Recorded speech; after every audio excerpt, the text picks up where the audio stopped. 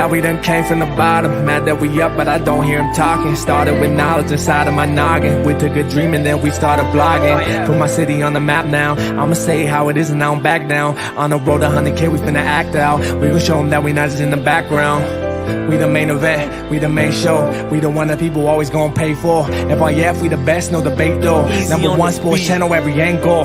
I'ma show them all how we ride. Best sports talk show, we not like them guys who's playing it safe while they feather the lines. We switching the narrative all the time. Like who to go in the game is not MJ. Kobe Bryant top 10, not what we say. Hakeem Olajuwon is very overrated. Keep it real if it ain't fact, we don't say it. Now it's stable, we won't be ignored. We number one, especially when coming to sports. FIF bringing the heat here, of course, where everything backed up with actual source. Everything backed up with actual source.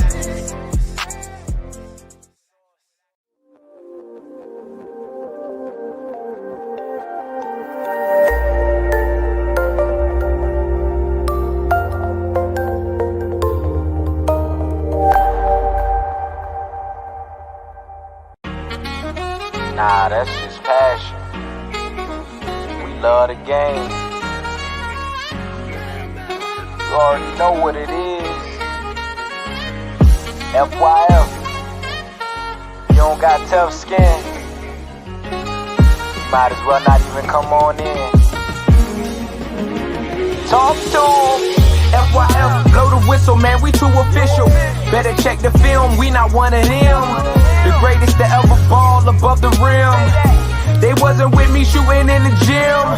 Cut the small conversation, debate on major levels. This the playoffs, baby, bring that pressure, we never settle. Cross and spin, getting it in, I wanna win.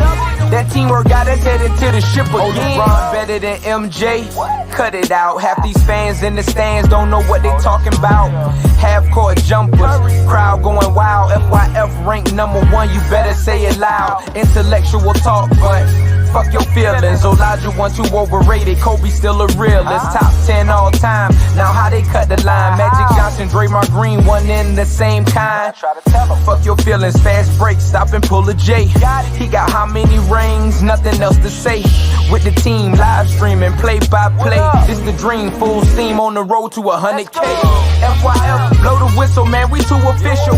Better check the film, we not one of them. The greatest to ever ball above the rim. They wasn't with me shooting in the gym. Cut the small conversation, debate on major levels. This the playoffs, baby, bring that pressure, we never settle. Cross and spin, getting it in, I wanna win. That teamwork got us headed to the ship again. Started small, then turned into big dogs. They treat me like the GM, I just make the call. No matter who my op is, I'ma stand tall. Then pull up to the game, fresh like I just left the mall. 100K, 100K, 100K, check the score. We gon' bust the shot clock, fans running to the floor. All I hear is go this and go that.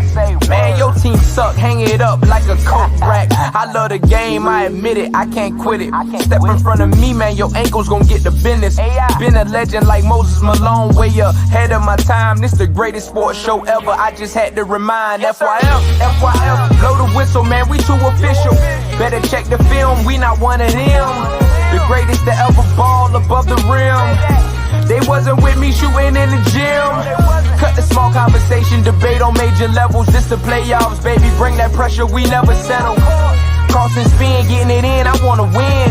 That teamwork got us headed to the ship again.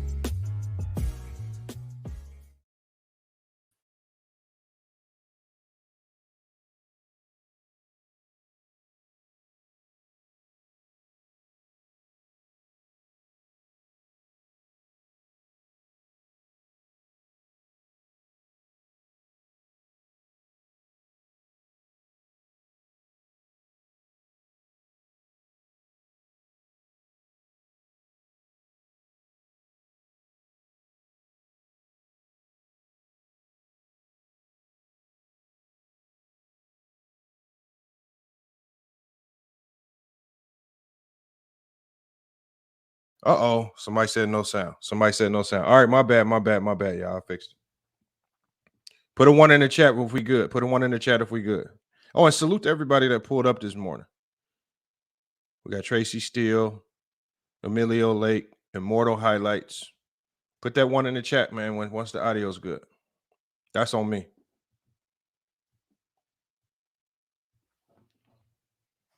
All right, we good now. We got Eddie in here. Salute to everybody that's pulling up, y'all. Look, like I was saying before, I'm going to go ahead and repeat it.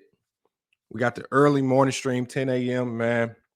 We're going to be doing more of these 10 a.m. streams all throughout the week. And on the weekends, we're going to go with our evening streams. Just like slight schedule changes, we're going to try to get a bit more consistent with it. And then we're going to be bringing you guys a lot more interviews. And we're going to get back to our head-to-head debates, y'all. I think the head-to-head debates are big. I think we're just going to start fresh with the rankings, right? Just start fresh, start a new season.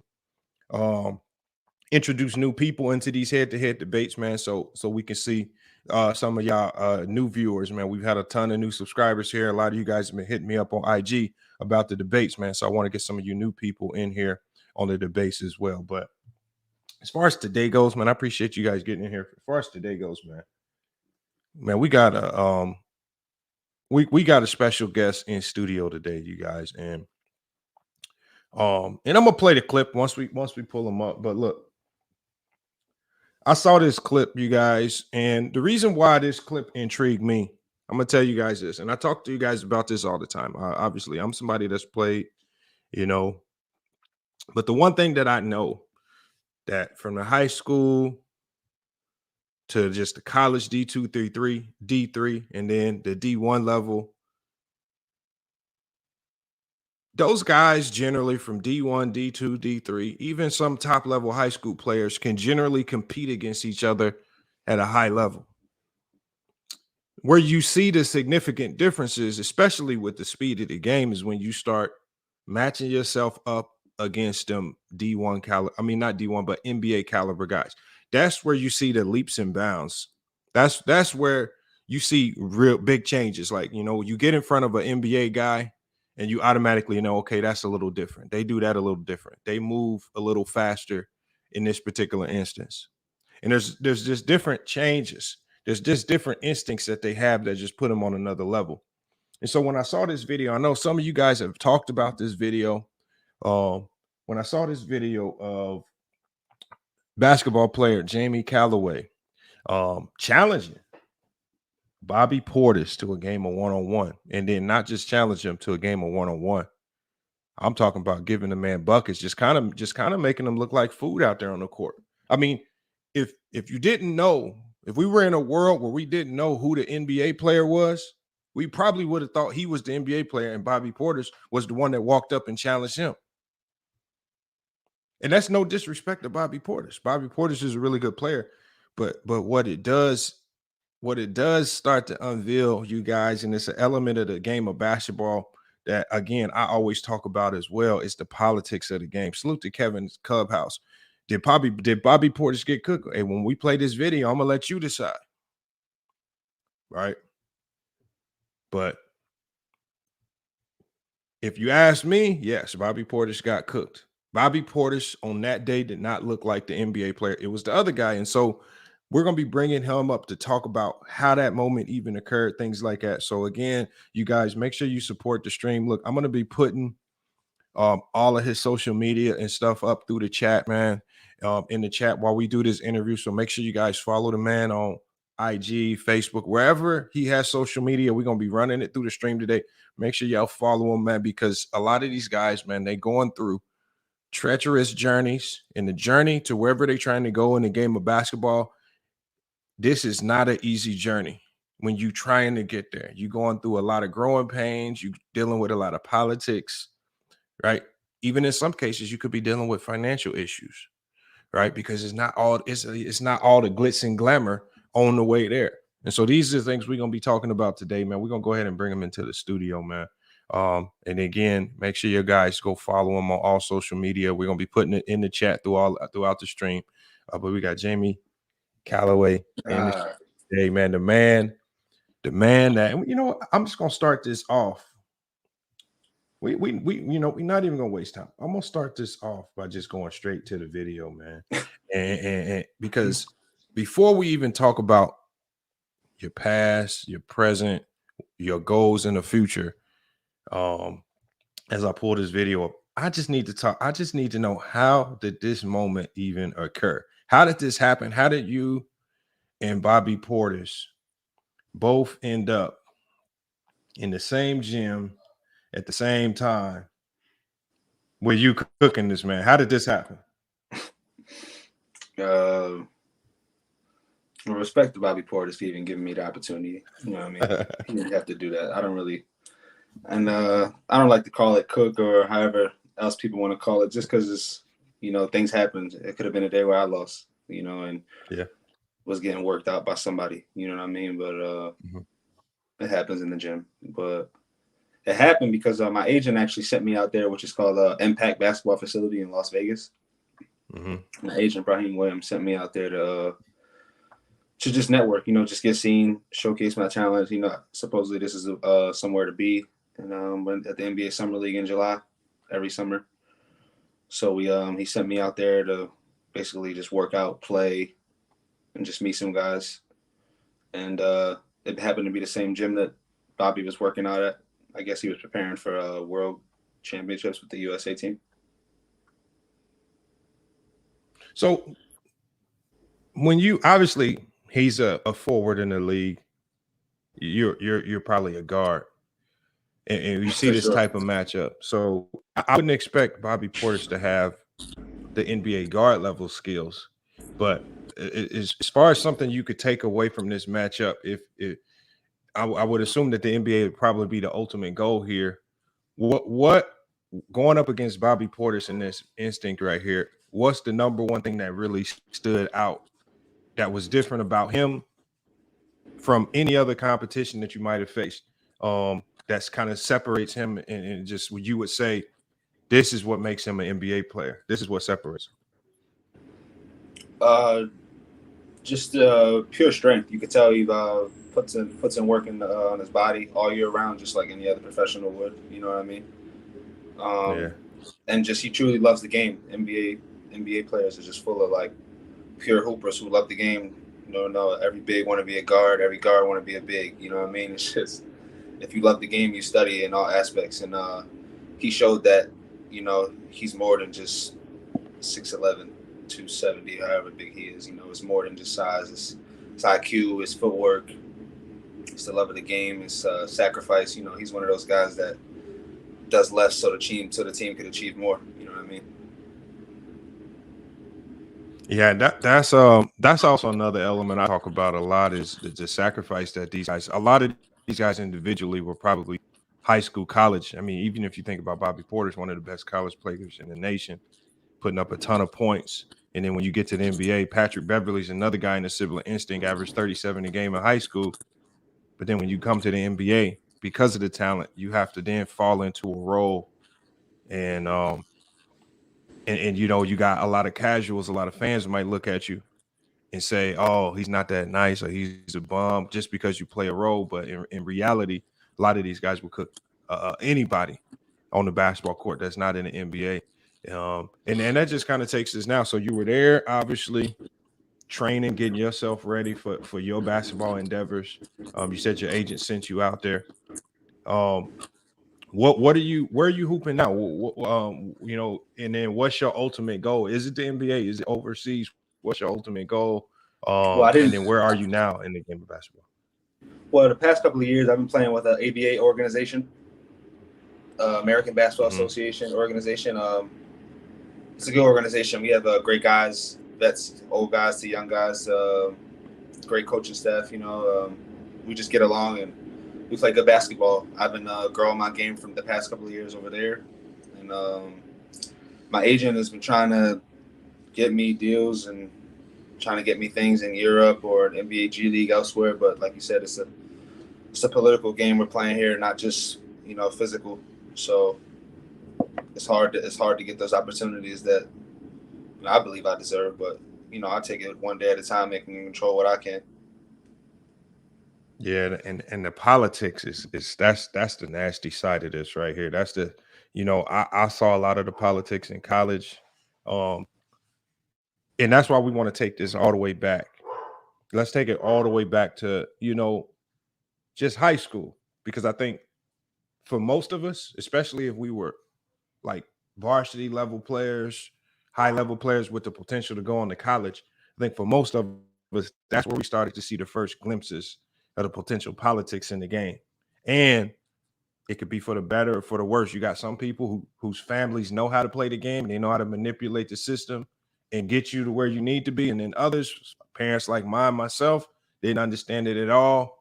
And then sometimes you can get pushed to the wayside and then you end up being a walk-on somewhere. So for you, coming out of high school, let us know where you went to high school, where you grew up at, and then did you deal with any politics at an early age coming through high school, that might have thwarted some of the opportunities that you could have potentially had going into college? Well, personally, I wouldn't really say it was political things in high school. I just don't think I was necessarily good enough. Okay. If we're being realistic, I didn't think I was that player that really popped out. I always had a natural shooting ability when I was young.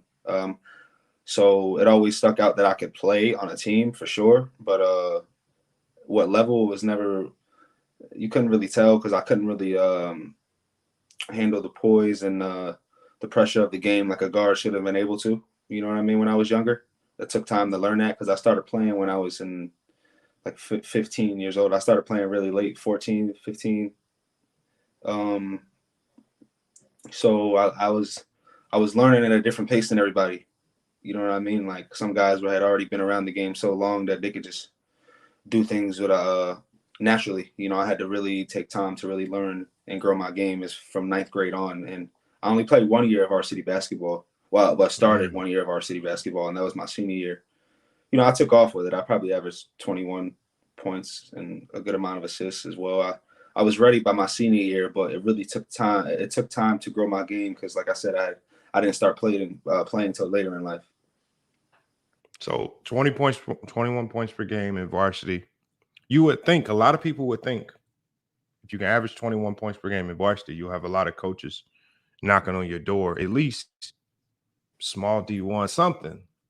That's an accomplishment right there to be able to do that in high school. Right. Coming right. out of high school, did you have any significant offers? Did you have any colleges knocking on your door? I got 2 Division I letters in high school, and there wasn't even like an offer or anything. It was just a letter saying that it was like one of those questionnaire things. You fill it out and you send it back. I guess it was I got it from playing AAU basketball. I didn't get anything from high school basketball. My high school basketball coach actually kind of like chuckled and laughed at me when I told him what I wanted to do with the game. So it just told you one thing there, But I didn't really take it too personal. It was okay. Like, it's not a big deal. You just don't see what I see. I always took it that way. You know what I mean? No, I feel that right there. I mean, like I said, I seen that a lot. Like, even throughout my high school, our best player, I think me and the best player on our high school team, I vividly remember when we walked into the coach's office, the coach wasn't in there, and we look in the trash can. We didn't really try to look in the trash can. We just glimpse. We see letters in the trash can with obviously college logos on the letters. And what we noticed is it was addressed to certain players. And what it ended up happening was the coach was just throwing these letters in the trash, letters from players, which was why, letters from schools to players about certain offers. He was throwing them in the trash, not even giving them to the players. So that was just wild right there. So, I think that might be the political side of it right there. Hold on. Did we lose Jamie? No, I'm here. Okay. All right. On my end, it looked like you had froze. But yeah, so I think that's the politics. So obviously you didn't have any significant college looks, even though you did your thing your varsity year. College wise, what route did you decide to go going into college? Well, there was a junior college that's close to me. I didn't say when you asked. I went to Wyoming Valley West High School. It's a high school in Pennsylvania, which is like Wilkes-Barre area. I don't know if you ever heard of Wilkes-Barre, but a lot of people seem to know what Scranton is, like Scranton, Pennsylvania, because of the TV show. TV show The Office. People know what Scranton is, but Wilkes-Barre is another city that's like not too far from Scranton, and then is a smaller area in Wilkes-Barre. It's called like Kingston, Pennsylvania, and I went to school over there. It's like So they call it the Valley, like where I live at. You know what I mean? It's just like any other area outside the city. Local foods, local this, local that. You know, it was cool. I don't mind it. I liked it honestly, just because my family is from Philadelphia. I personally like grew up more in this area, but like my family's from the city, so if it wasn't here, it was in Philadelphia. Originally I was born in North Carolina too as well, but I never lived there. I was just born there. You know, my mom just had me there, and so I had some roots there. I would go back there and visit, but if it wasn't going to visit North Carolina as a child or Philly, which I still do to this day, it was being here, you know, and I've been here for a long time. So, yeah, playing here, there was a junior college that's not far from here, and they get guys out to the NFL left and right, you know, Division I schools and to the NFL. It's a big time junior college for football. So I was just thinking I was just telling myself any way possible, like I can make it happen. You know, they send guys to the NFL, so maybe I can get to the NBA. You know what I mean? just anything to tell myself to just keep it going, because I already knew my situation. Like I let the late bloomer thing get to my head a lot. I was always told I was a late bloomer, so I just roll with it, and then I just didn't look back. Honestly, if they say I'm a late bloomer, then we're gonna keep blooming. You know what I mean? So I just always kept working. I was the youngest player on the college team at the time. I was like 17. I'm playing with guys like 21, 22. And that honestly gave me the confidence. And playing with those football players honestly gave me the confidence, because, you know, football players, everybody want to get in the gym and get a workout in. So they would play basketball, and these are top level athletes. And you know what it's like when there's an athletic difference on the court, you know? So yeah, I was scrawny, just had started touching weights, but playing against these guys, it really let me know that my athletic ability was more than just like size. You know, I knew how to move laterally and decelerate and just think steps ahead of guys. So it really opened my eyes to the show that like I could really play with anybody, no matter how like big or fast you are.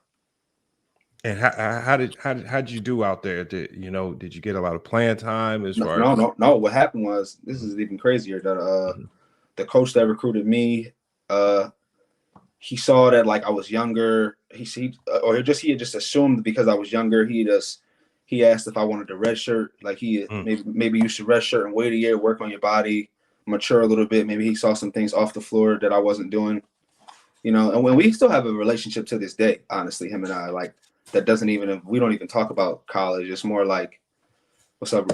How you doing? Or like if I see him, give me a hug, you know, ask me how my family's doing. Things like that, you know. So we always kept a good relationship. He just saw that I was the younger one out of the group that still has some developing to do, you know. So after he made me redshirt, I kind of lost focus as far as like the goal. You know, when you feel like what you want out of it isn't necessarily going your way, you can begin to change course a little bit if the person in charge is tell you to do so. You know what I'm saying? So I started just doing. I never stopped working on my game, but I started just like I being less of a student. You know what I mean? Being less of a student athlete. Just started just worried about whatever it is that you worry about when you're 17, you know, 18. So it was a big turning point for me, as far as like I didn't know what I was gonna do, because I thought basketball was gonna do this, and he telling me I'm not even playing the first year. I didn't even know that was a thing, honestly. Yeah. I didn't even really know that redshirt was even a thing, but. So I kind of lost confidence, not in my game, but in my dream. You know what I mean? I was really specific on what I wanted, and once I seen it wasn't working, I kind of just started listening to other things that I shouldn't have, pretty much. So, but like I said, I never stopped working on my game at all. So once I realized that like I was fading away from the college, I just told myself to like, keep working on your game. Like you never know what's going to happen. So I would just play in men's leagues because I was always playing with men when I first started. Like when I was 14, 15, I would play with like older cousins and guys I just looked up to, because they would just show me the way. Because I knew like if I was so late playing that I had to really get better at a rapid pace. I was playing with grown men all the time, like since the beginning, like day one. So I would play in men's leagues and this and that, and before you know it, I played with another guard who played Division I basketball. His name's Jimmy Gray. we have a great relationship to this day, like big brother, little brother relationship. He's always looking out for me, showing me like ways to get better off the court for sure. Off the court for sure. He's a great person, but he cooked me. I'm talking about like embarrassed me. Like I never knew what it was like to play against a pro guard. Mm-hmm. You know what I mean? It's a big, like you said, it's a big difference between playing against somebody playing in a high level college and just a pro guard, just someone who could score minimum dribbles and jab you to sleep and just shoot in your face and snake the screen, make you chase them all day. Just stuff that you don't know nothing about unless you're around other professionals. So, but he saw that I didn't quit. You know what I mean? I still would keep playing. It was just the way I knew how. I wouldn't necessarily know that style of play yet. So he took my contacts. We became friends, and he told me about American Basketball Association, about how some ABA teams are legit and you can get better from it. You know, all I cared about was getting better because I'm playing the long game. I know I'm going to be playing until as long as I want to play because I work on my body to do so. So he gave me the idea that I can like play on a team again and get better and just grow my game. At this time, I'm 19. I just turned 19 years old. 19. So I signed with the ABA team when I was 19. 19 turning 20. 19 turning 20. I signed with the ABA team, and that was in New York. I lived in New York. Big to New York, and we won like a regional championship. I went to the ABA finals. So I'm getting certain experiences that guys my age get. It's just not the same route. You know what I mean? It's not going to the NCAA tournament. I'm going to the ABA finals in Texas. You know what I mean? And with other professionals, I'm watching retired guys from Europe that are from the area I'm in play, and I'm seeing how they work on their body still. He's 43 years old, and he going at me every day in practice. You know what I mean? He show up early, stay late. His name's Ralph Bucci. I learned a lot from him. It was just a lot of guys in my team. The first year I signed to play with a team where you get paid to play. It was the first year. It was a lot of guys in that team that showed me like, oh, like I'm here for a reason, and if I keep working, I could do something. You know, I could do something. And shout out to Coach Reggie Hawkins for coaching me the way he did, and he treated me like I was 19. You know what I'm saying? Like he was on me. He was on me tough, honestly. But I learned how to win. I learned how to win at a younger age, and learn how to like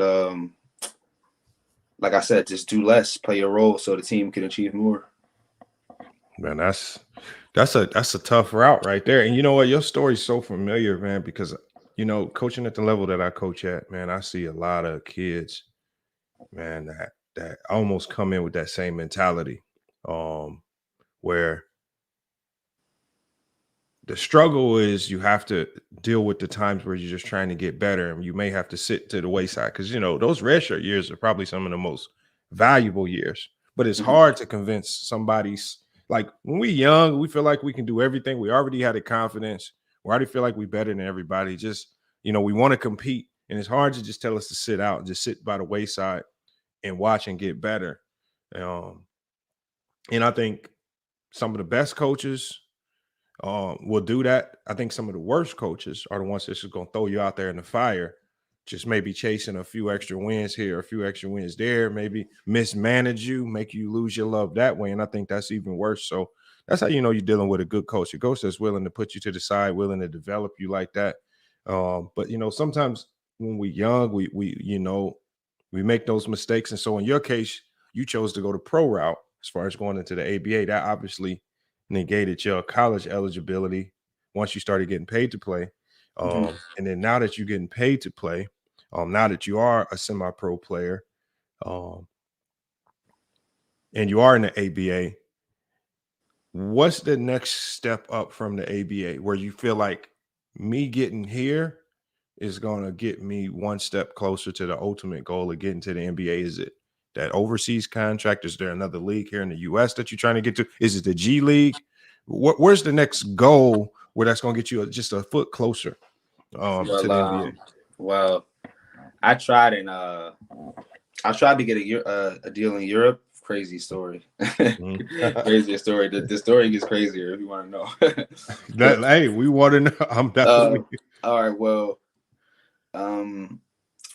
a friend of mine had introduced me to an agent, the first agent I was dealing with. And I don't really put too much on him for this, but I kind of do at the same time. But he's still a great guy to this day. You know, I try to like see people for people at the end of the day, not necessarily like their job, because then you start, you know, you just start, I don't know, everyone makes mistakes, you know, at the end of the day. It is what it is. But I've been learning that this business is business, and I gotta just take it for what it is. But a friend of mine introduced me to an agent in Texas, and he's like, where are you playing college? This and that. You know, I never played in college, so I had to go there to play in front of him. You know, you got to meet this guy in person and show him what you could do. So I went to Vegas, went to the first time. This is just the random trip in Vegas. And then I went out there, worked out, played, you know, got on his good side. And he got me an opportunity to play in a game in Mexico in the FIBA Copa, like a one game to play against the Tijuana Zonkies. That's at the time Henry Bibby was coaching them. He's Mike Bibby's father. Mike Bibby's dad, yeah, he was coaching them. So it was the team that they were playing against. I was playing on that team against them. You know, so I had a great game. Like, I had film from it. I was going in. You know, I was doing my thing. So he tells me, you know, there's also there's another agent that watched the game in Turkey. And, you know, I guess some agents have a NBA license, some agents have FIBA, and not a lot of them have both. So I guess they work together to send guys. You know how that works. They work together to send guys over from America to Europe. So right after the game in Mexico, I flew to Turkey from Tijuana. Like, the next day, I didn't even think I was doing that. I told my family I was going to Mexico to play. I ended up going 16 hours literally the next day to Turkey. Istanbul, Turkey. So I get to Istanbul. I'm playing it for a guy and his agency just to like do the same thing. Well, he saw me play, but he wants to see me play more. So I'm playing in front of these agencies, you know, doing my thing. This is in Turkey now. And I'm playing great, you know, but the person that I'm dealing with isn't the best person, you know, and some people that aren't familiar, like, once you get to Europe, it's a different ballgame. Like, you playing by their rules, you know what I mean? Like, you got to do what they say, honestly. And it's not like you're there to know the background, where you're coming from, and what you got to do. You know, you need to, at least at that time I didn't. It was my first time there. I needed a little instruction. I needed a little more instruction. You know, I wasn't as prepared on paper, like where I'm going to be at, this and that. So I kind of was just following this person around, doing all this extra stuff instead of worrying about what I came there for, was the game. You know what I mean? So that kind of, I was in a mental, I was spiraling down, like, mentally. It was tough. But I still had to play. You know, I still had to play. And I played well enough to get a shot with a team. So I left Turkey and I flew to Beirut, Lebanon. And I got to Lebanon and I was with a team called Dynamo Basketball Club. And they tell me that, the agent tells me that I have a deal. You know what I mean? Like, you just have to go there, practice for a little bit. They'll have your contract at the end of the week. I said, you know, man, I'm just hungry. I'm already out here. You know what I mean? What I'm going to say no and fly 20 hours back home? You know, so I had to go see what it was for. So I had to see. So I go there and play. I'm playing. And then the team tells me, you know, we agreed with the agent that we would keep you for 2 weeks and see how we liked you. And if we liked you, we were going to keep you. And it was just miscommunication. He just didn't tell me, he wasn't honest with me about how the deal was going to go down. You know what I mean? So after he had already pissed me off for weeks, I'm in Turkey for weeks, getting stressed out by this dude. Like, so after that, I flew from Lebanon back home. So that was my European experience, trying to get a deal that wasn't, you know, I was just trying to do what I could. You know what I mean? Obviously, it wasn't the standard way deals go down, but neither was my journey. So it wasn't like I was just I had to do what I can. I had to learn from see for myself.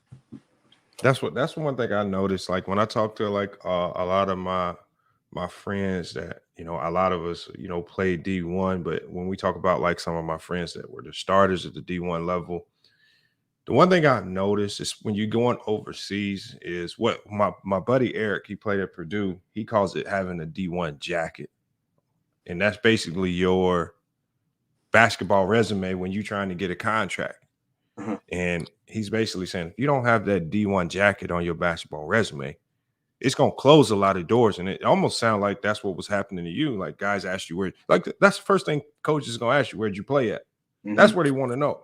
If you say the right school, if you say, I mean, you could have been just a 12th, 13th man for Duke University. But if you say Duke, it's going to open a lot of doors for you just because of the cachet of the school. I think that's where the politics kick in, because you open doors for players who probably not as good as you because of their resume. And I think that's where at the overseas level, the politics begin. And then you know, obviously, like my buddy from Purdue talked about, now you have an influx of guys, bottom of the bench D1 guys, but then they'll go over there and then they're just taking any contract that's thrown at them.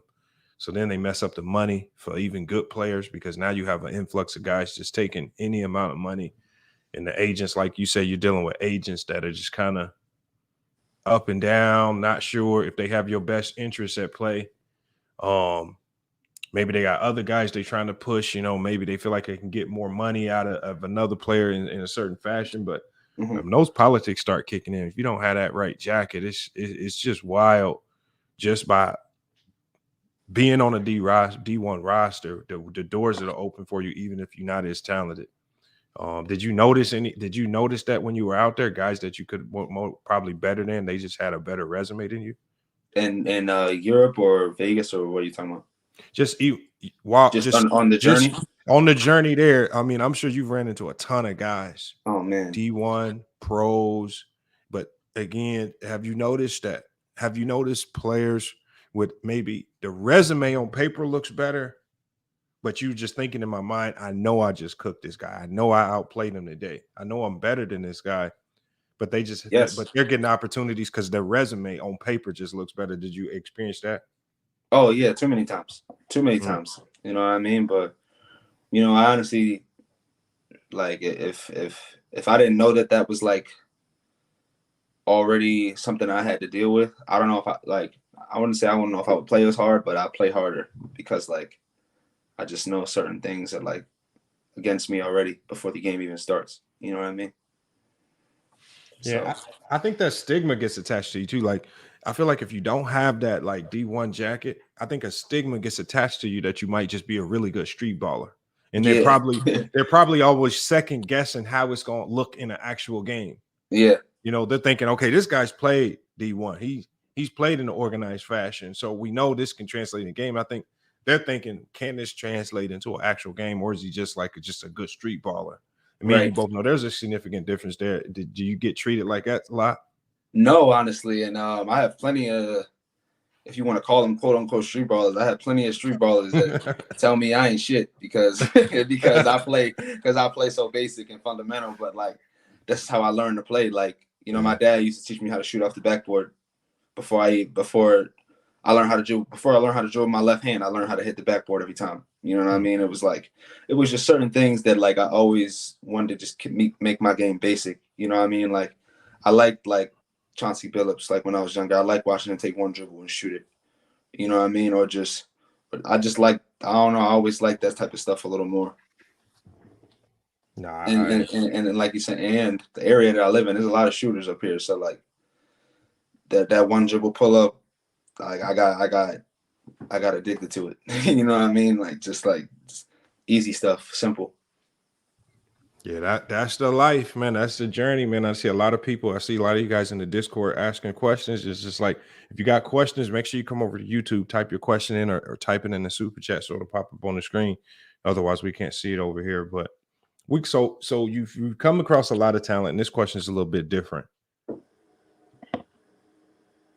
When we talk about like we hear when NBA players come up, like we had Gilbert Arenas on, we asked him, what's your welcome to the NBA moment? Who is the player that cooked you? Yeah. Who like opened your eyes and said, this is on a different level? Who's the one player that you came up across? Like for me, it was Jeff Teague and Mike Conley. Those two guys just really let me know it's different. It's Yeah, that was the first time I felt like on a basketball court. I don't know what to do. Like, I don't know how to stop this. Like, that's the first time. And so for you, what player gave you that, like, welcome to pro basketball moment?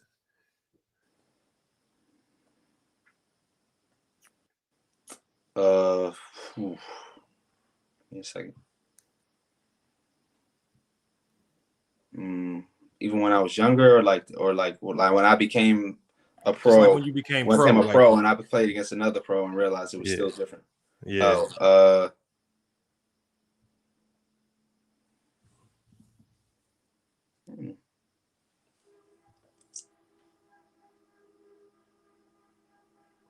I know it got to be a lot out there. There's another guard. There's two guards. The one's from Georgia and one's from Dallas. His name's Christian Nobles. He's a shorter guard, 5'9". 5'9", but man, it's tough to stop, and he's tough to guard. He does that thing when he goes by you and puts his hand on the back of your leg so you can't do anything. You know what I mean? One of those. I hate that. He's too low, so he's actually moving at his speed, not necessarily playing at a kind of slow to where you recover. You know what I mean? I feel like those tough. He's tough to stop. And there's another guard, Quay Grant. He's from Dallas. I believe he played at Wichita State. And or Wichita State and Sam Houston. We work with the same agency, and over the summer, the first time I played him was pretty eye opening. We're the same size guard, 6'2", guard, but he just plays completely different than I do. You know what I mean? He's a bigger body, athletic. So it was just weird to just see like someone that was like eye level that just had a totally different package than you, and then and it was just awkward the way we battled. You know what I mean? I can count guys' moves, can make you go where I want. He's kind of unpredictable and like strong and athletic at the same time. That like Southern athleticism. Yeah, we got somebody in chat says he knows Quay Grant, Wisdom Warriors. So if you think now where your game is at right now, if you could hand select being on the NBA roster right now, what team, what coaching philosophy you feel would coincide with your talent where you can have the most success and potentially be a rotational player in the NBA? What team, what style suits you best right now? Or do you not limit yourself like that? I never really looked at it like that just because I haven't played every role. I was the guy that was too young to play, so I played less minutes, and then I played the, come in when we need you, and then I played the sixth man, and then I played the star role, and led the team, so like, I don't know, but I like, not saying I would limit myself to coming off the bench, but I like being the first guard off the bench who's changing the game with instant offense. You know what I mean? Not because I only like offense, because I do bring it defensively, but I don't know. I kind of like coming in the game when the game is already going. You know what I mean? Me, like when I'm trying to set up the flow and get guys these shots because we need to get our offense going, get the game going. Yeah, I can play in it just like any other basketball. Who doesn't want to start? But, I feel like I can really be maximized putting in when the game is already going, and I can just hit it, come in and get a quick floater, come in and take it. When the game is already going, I just feel like I could be most effective for sure. Man, we got to get that mentality. I got 4 guards on my squad here at GCU. That the problem is they all can start. Because we got to get some of them thinking like that, man. I'm trying to navigate this one, but I'm just thinking about it like logically, like I'm a scoring guard. Yeah. How many scoring point guards besides Dame, Steph, and Trae Young are 6'1", leading the offense in points. You know what I mean? I just trying to. I like Patrick Beverly. I would love to play on his team, learn from him. I like Patrick Beverly a lot. Whatever team he was on defensively, I just feel like not even lead the high school in scoring, go overseas, lead it in scoring, and then come in the NBA and you don't do no offense, barely. Like that's you got to know a lot about the game just to be in the NBA 10 plus years and not even care about who's shooting the ball if you're shooting the ball at all. And that's that studying right there. Like I tell people to defend at the NBA level, you can be fast, you can be athletic all you want, but if you're not studying the game, Mm-hmm.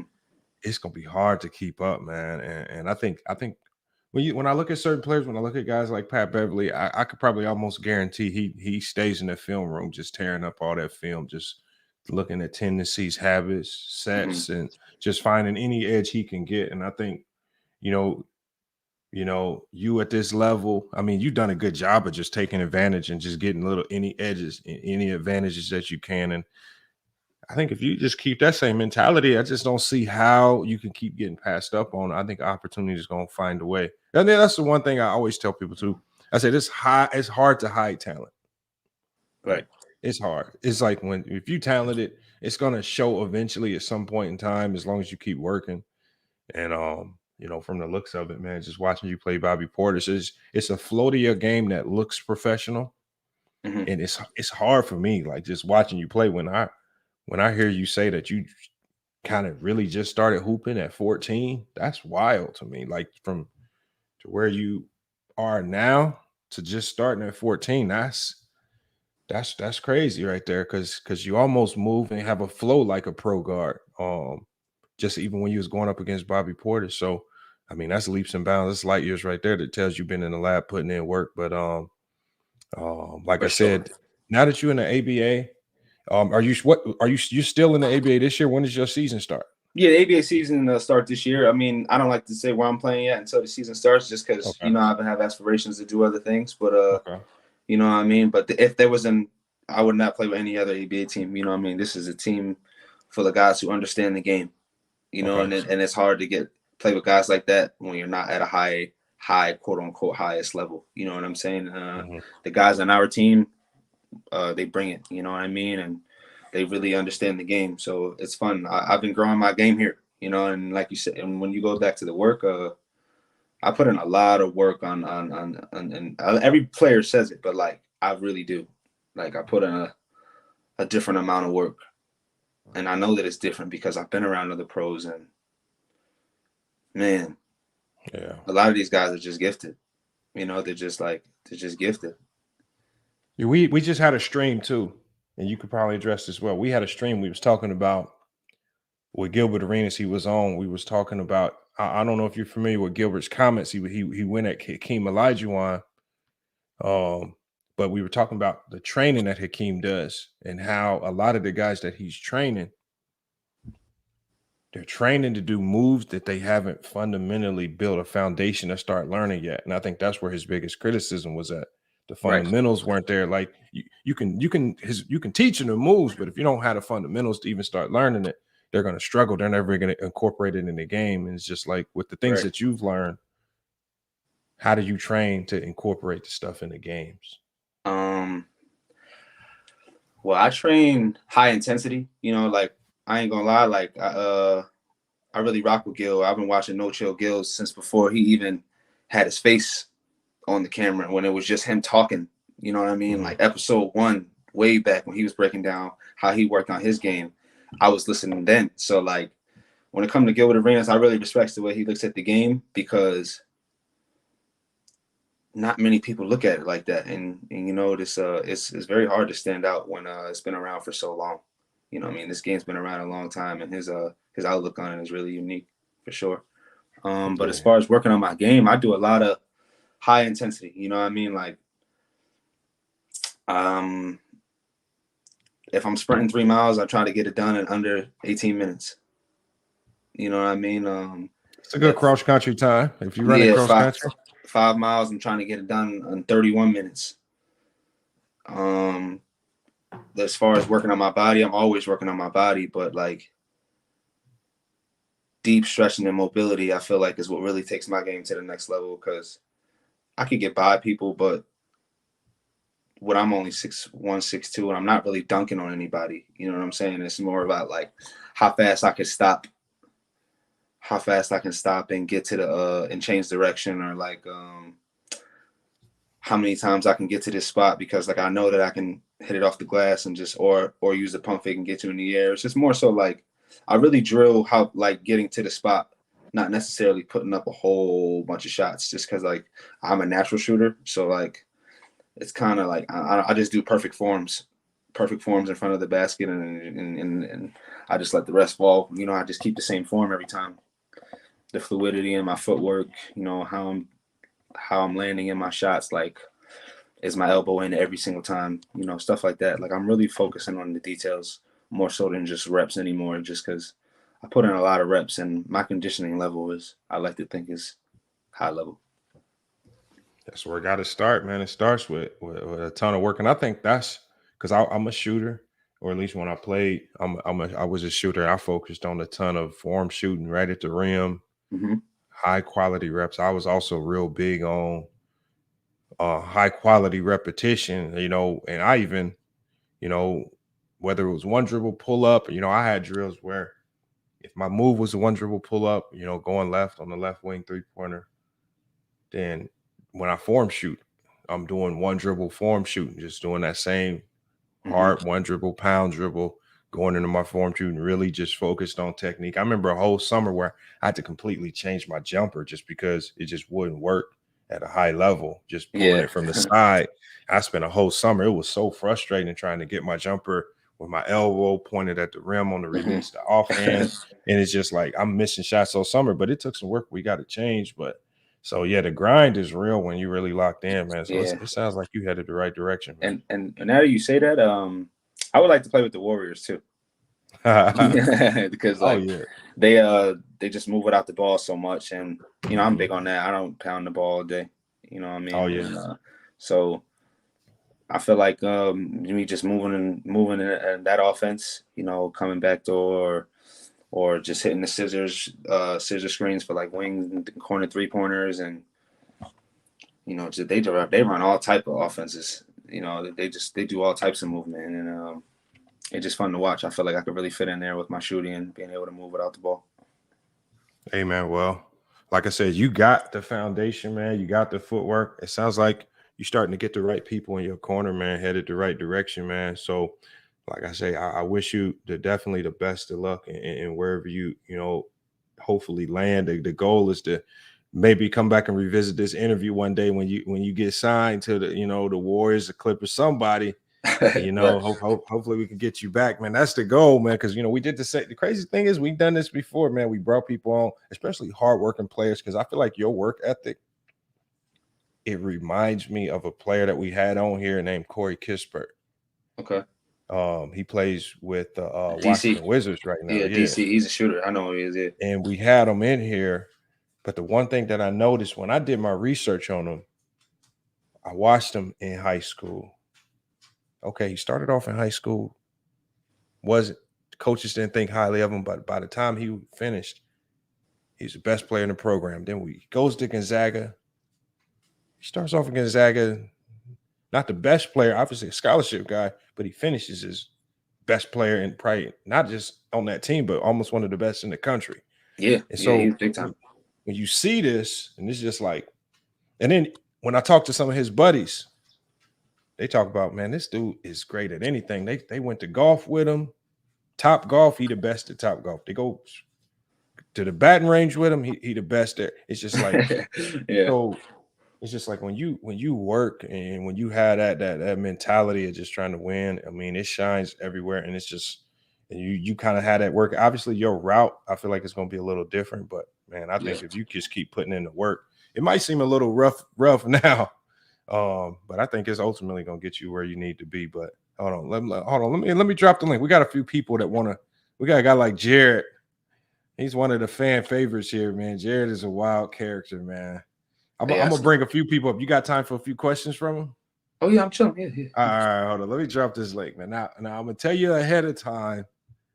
Some of these guys is not the most astute basketball minds. Like Jared's gonna come up here. He might ask you some crazy questions, man. You just hey, it's cool, man. It's cool. It's no big deal. No big deal. No, I'm just joking with him. Jared's solid, man. Jared knows his game, man. Yeah. He's a little wild. Hold on. Let me drop this link. Look, y'all, if y'all want to come up real quick, like I said, we're not gonna be live too long today.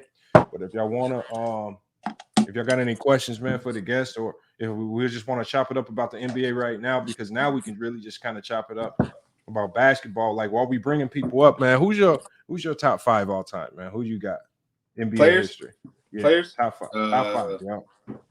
Like my five are like realistically like resume or like my five favorites. Just okay. Let's start with just in NBA history, top five all time. Who's the GOAT? Best players. Go down. Yeah, the best players. Okay, I go MJ. Okay. Kobe.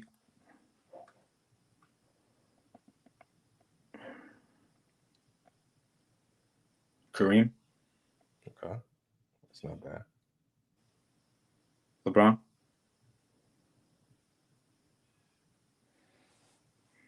Magic. That's not bad.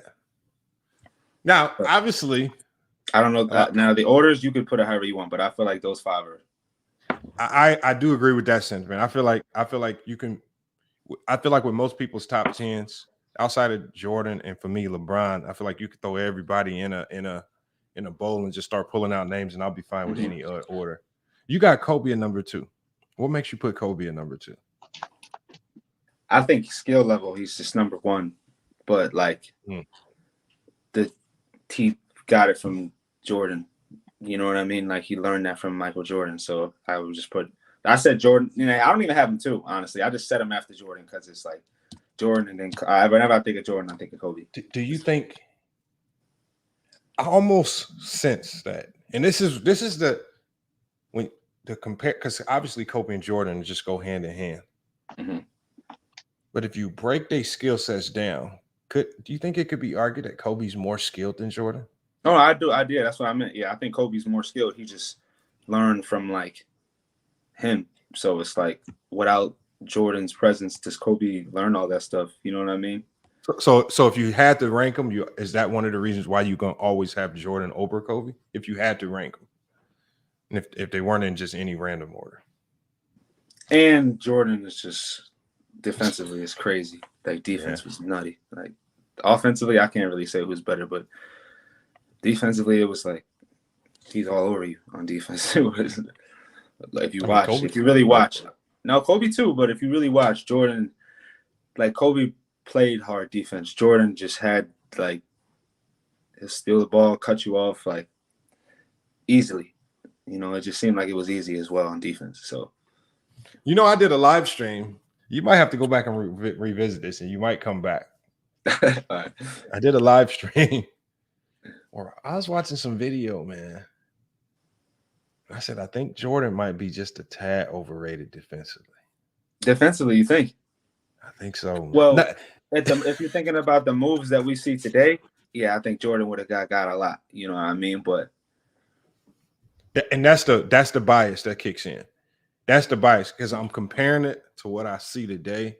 Yeah, and I'm thinking about the counters like a Kyrie Irving. We see that Kyrie has 1 million counters, right? Mm-hmm. You know, Jordan reaches, Kyrie gonna counter. Jordan recovers, Kyrie gonna counter. And now you got to deal with guys that all they do is sit in the gym all summer and they work on counters. They work on how to counter everything you do. That's why I say it's defensive players in this era are gonna struggle, because all these guys do in the summer. And if you've been with any trainer, Rico Hines, all these trainers really talk about is counter, being able to counter with speed, get instinctual. Good. And it's just like personally, I think all the counters like take away from the team aspect of the game. They do.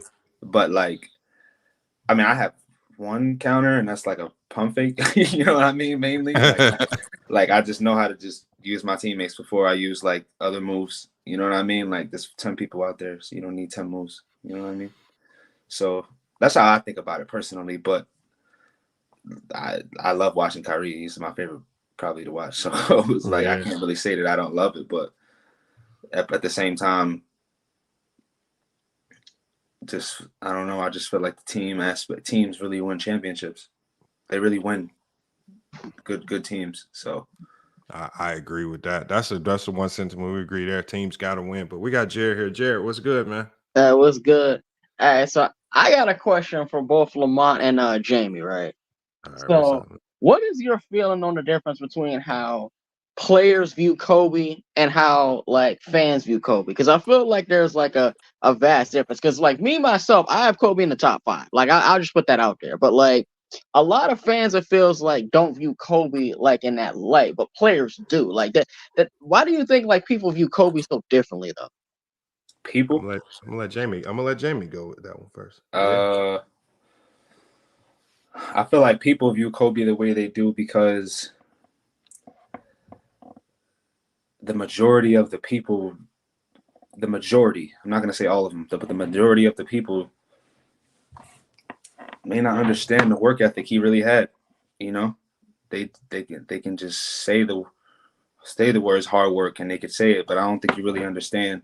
You know, the players, they have to work to get to this point, so they know what it takes. And when you watch someone do stuff like that, you realize the work ethic is really different. Like other stars said, Kobe's work ethic is different. Right. And these are stars, you know, and the fans feel like they could see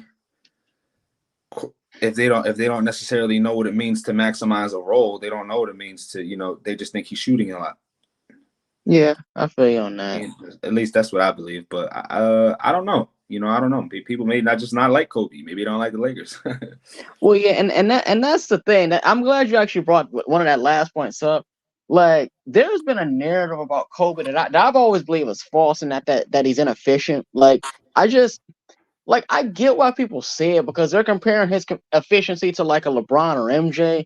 But like when you're inefficient, I've always took inefficient to mean like no matter who you compare him to, he just doesn't shoot well. Like, and that's not Kobe. Like Kobe shot like what 46%, 45%, which for his era that actually was decent. Like that's not like inefficient. Again, I'm not trying to take shots at anybody, Jamie, but like a guy like Allen Iverson, for example, he shot like 42%. Like he's a guy I would consider inefficient because 42%, regardless of like who you're comparing him to, like from a field goal perspective, that's not good. Like you want to try and be somewhere between 44 and up. Like to me, I consider that like at least average efficiency. Like why do you think like people like just continuously said that about Kobe about like he was just inefficient? Like why do you think that narrative became so like popular, Jamie? And if I can't really answer that. Maybe he can, because I'm not really big on numbers. You know, I'm not really big on he missed this many times or he missed that many times. It's like Shaq missed the most free throw. He's probably the worst free throw shooter ever. And he's in some people's top 5. Maybe he's 6 to me. You know what I mean? It's like things happen. You know, people are good at some things. People shoot a lot. Some people miss a lot. You know, but they keep shooting, keep playing. Right. And to answer you, Jared, I think this is a question that I answered before. And, you know, when we talk about NBA players, I think sometimes the stats get them unfairly judged because in this particular case, when you study Phil Jackson and when you understand what he was trying to do with the triangle offense, and this is something I just learned myself, actually studying plays, and I'm following up with coaches and, you know, I'm figuring stuff out. His understanding was, remember, he probably wasn't the greatest X's and O's coach, but he was the best with egos. And he understood that running the triangle offense would be the best way to cater to Kobe's ego and help manage that ego. And the triangle offense, the beauty of the way he ran it was it allowed him, it basically gave Kobe the role of taking an X number of shots, even if they were bad or not. So Kobe had to hit a benchmark of 25 shots per game. Some games against certain teams, because they struggle to defend certain areas of the court. Some games, okay, Kobe, your job tonight is to go out and get 30 shots because teams are struggling to defend this area of the court. And so when that's your job, and if you make or miss, you got to get to those 30 shots. And that's your job. And so when people looked at him and said inefficient, Kobe was just really doing what the team asked him to do, because the one thing you don't see, and this is how you know it wasn't him being selfish, you don't really have a lot of his teammates coming out complaining about it. No. You know, you have some guys in the NBA where people say, oh, he's selfish. That was a selfish play. But you never really heard that about Kobe. And that's how you know it was ingrained in what they were doing as a team offense. You know, Derek Fisher didn't complain. Trevor Ariza didn't complain. Lamar Odom wasn't complaining. Ron Artest didn't complain. And it's just like, if I don't have teammates complaining, then that tells you it probably has more to do with system than it does Kobe just being selfish. And so it was just kind of by design. Just with Jordan, a big ego player that was just going to shoot So you have to find a way to reel it in. And Phil Jackson was the master of that. And the triangle offense, like I said, I don't think it's the greatest offense, but it worked for those egos. And then we obviously you guys see the results. And it worked with Jordan and Kobe. So, but we got Slash Blade, man. What's up, Slash Blade? What's good, Slash Blade? Hey, what's up? You guys can't hear me, right? Yeah, I hear you, man. What's good? Good. I just wanted to ask Jamie a quick question. Yep. Is your approach to like practice to a lot of high intensity workout? Like how do you like attack that like day after day? I kind of can't hear him. He's going in and out. Hold on. Yeah, your audio sounds kind of like low, or it kind of sounds a little distorted, Slash Blade. All right. I mean, if you guys can't hear me, then I can hear you now. All right. Yeah, it's just your approach to the game, like day after day. Like how does it work for you specifically? Well, day in and day out, I'm working on my body. It's not a day I don't work on my body. Whether it's recovery, active rest day, lifting, conditioning, strengthening, yoga, everything. But as far as like the game, how I approach the game, it could be different. It could be different because I study so deeply, and one day I just want to work on my handles and footwork and my movement patterns and how I'm connecting with my hands, with my feet, with the dribbling, and how I'm changing direction. And other days I'll just want to just shoot off pin downs. So I'll just come off pin downs all the time and just shoot it. Or if I don't shoot, I'm having enough counters to that just because I really like moving without the ball. I see where the game is going. I know that everybody's bringing the ball up the court nowadays. There's not necessarily a set point guard or shooting guard. So you got to learn how to score in different ways. So I'm always just being creative on like where I want the ball or how many seconds I have to get a shot off, even if I'm coming downhill from half court, just things like that. I just make it tough for myself, for sure. All right. Okay. That's a good question, though, man. Like I said, it's hard, man. And Slash Blade, it's hard, man. When you in that gym, I think it's a difference working when you under contract and your future is secure. Right. But man, when you in that gym working, man, and you don't know what you working for, like everything's up in question from a month to month basis, it's hard to stay motivated, man. So for the guys that stay in that gym, man, and keep working and can stay in shape, because obviously staying in shape is tough. I feel like that's the main thing I'm working on is the conditioning. You know what I mean? Because if you love the game and it's easy to get on the court. If you watch the game, then you can get out there and make the right plays. If you're in shape. But all the other things, the creativity and how you want to go about your game, the type of moves you want to do, that just comes from just drilling over and over again, stationary, I believe. Because it's hard to simulate game actions without the game. Tough. We were talking about that too with Gilbert Arenas and Hakeem Olajuwon. And it's just like, if we think about why maybe some of the moves he taught to Dwight Howard didn't necessarily translate, it's just like when you look at the training, maybe they could do well to have some live bodies in that workouts. Do you agree with Gil that about how he looks at it, about how people shouldn't be learning those moves anymore? Well, so for me, the one thing I said is the crazy thing about this is before Gil even made that comment, like 2 weeks prior to that, I had done a video and I was playing clips of Hakeem Olajuwon's moves, and a lot of guys in here were slamming me because as great as Hakeem Olajuwon is, I was like, you guys, these are just very, very flashy ball fakes. Yeah. I like the way they teach defense today. If you are the primary on-ball defender, you don't leave the ground. It's the help that rotates over and goes for the shot block. Right.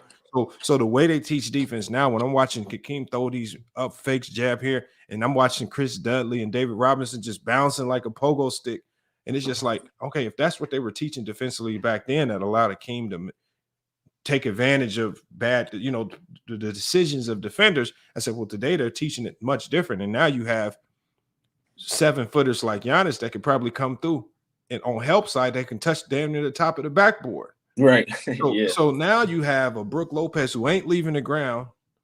And then when you finally go for that shot, then you got to like Giannis coming off the help side. And it's just like, it's going to look a little different. Like what they work occasionally. Yes. But I don't think it would have this same impact today as it did back then.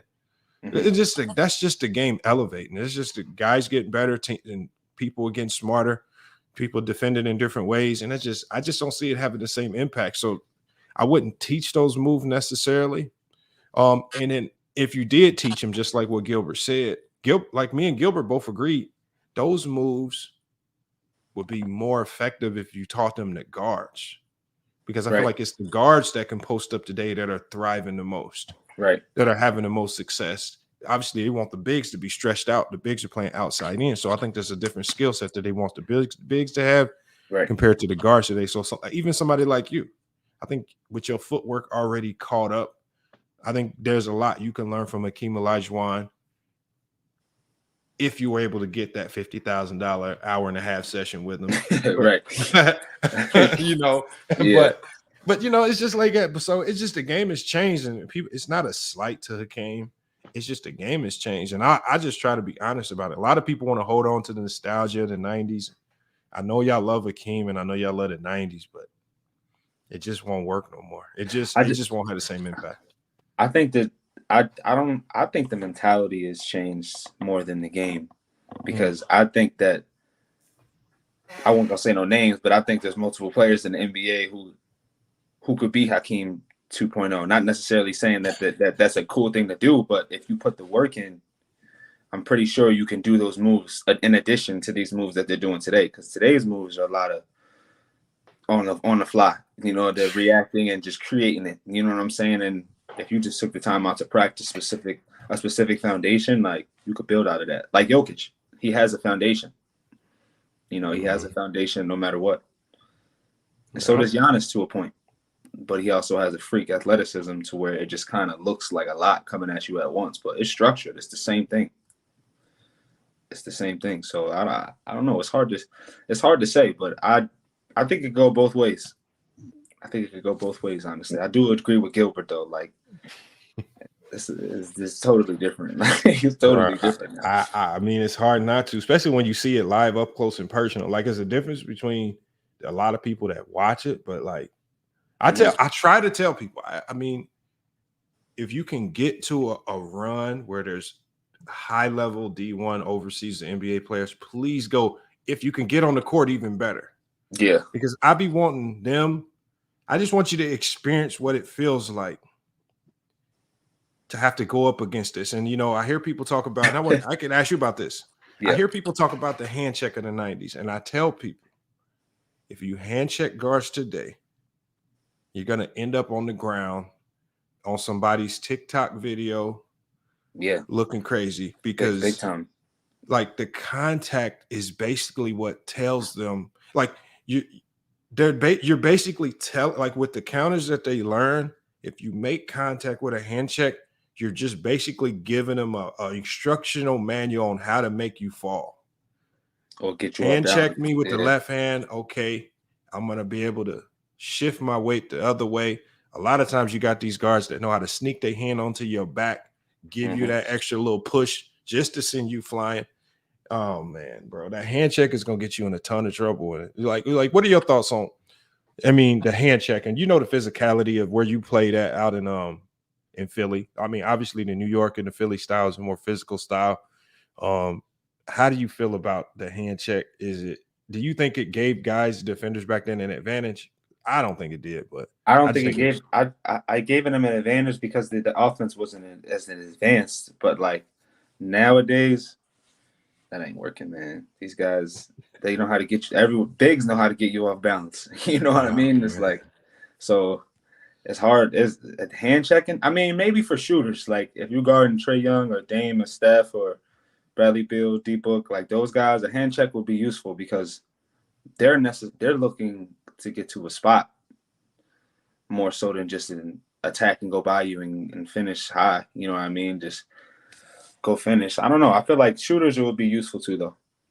It could be. It would definitely make it tougher for shooters. I just think the shooters got the handle too. Like Steph got a handle on them. Like they got a handle, but ooh, you can only when you want to shoot, you can only dribble so much. You know what I mean? Yeah, that's like true. you want to shoot it at some point. So it's like if that hand is there, you're gonna have to like just switch it a little bit. You know what I mean? Just change trajectory a little bit, make them do something. Nowadays, it just seems like they can just come into the pocket and go straight up with nothing. If you tap the elbow, you're going to the free throw line. So it's different. Yeah, different. I think that's the speed of the game too, man. Yeah, these things are happening so fast. It's just so like fast, yeah. and that's the thing. When we watching it from a TV, it doesn't necessarily look as fast as it actually is. Like when you're on that court, it's like, man, what's going on? Like, and then every progression, every time you go up a level in basketball, it gets faster and it gets harder to read and it gets harder to defend. So let me get to Pope, and then we're gonna get to rebranding. But Pope, man, Pope pulled up. Salute to Pope, man. Salute, Pope. Salute. Lamont, salute my brother right next to me. Everybody in the chat. What's going on, my man?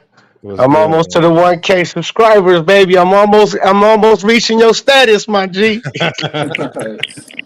Salute to the Pope, man. We're gonna help you get there, man. I'm gonna drop your channel in the chat, man. That's what's up, man. That'd be beautiful. Yeah. But Jimmy, I heard y'all talking good basketball, and you know I like good basketball talk. Facts. So what you got on this, man? We didn't hit a lot of topics, man. I want to get your thoughts, and I'm gonna get Jamie thoughts as well, and everybody else's. Obviously, I haven't had a chance to talk about it on this show, man. We got the Damian Lillard trade, man. That Damian Lillard trade was just, when I heard who he got traded to, it's just hard not to think that it's gonna be rough. It's gonna be rough for teams in the West to get through that. I mean, in the East. It's just gonna be that's just a tough combination to deal with, man. Lamont, before we get into that though, I do have a question to ask you because you into the coaching heavy, like I'm into the coaching, and you coached it, and you more of a new age. So I heard how you was breaking down certain stuff about Hakeem's pump fakes and whatnot, and how to help side defense to come over. You talking like a coach, so because when I'm having hard times when I'm old school, you understand what I'm saying? And with these youngsters, it's like I like to play inside out. I like for my bigs to be bigs. I like my point guards to be point guards, playmakers, my shooters coming off them screens, my small forwards doing a little bit of everything, power forwards rebounding and running the floor. So, do we got to teach them differently now? Like what's going on, man? Is that the way to rock? Well, I just think that you can teach your players how to play from inside out. So I think you just have to be ready for different looks that defenses might throw at you, because if you become too post oriented, or for me, I love teams that attack from the inside out. But if you're talking back to the basket attacks, if you're talking about back to the basket post ups, I think back to the basket post ups are essential, unless a guard is doing it. I think for big men, back to the back post ups are essentially dead. Because I mean more. No, go ahead. I'm saying now you're asking, because all I'm going to do is I'm going to send over significant help, or I'm going to zone up on it. And I'm looking for you to help, though. Well, I hope you help.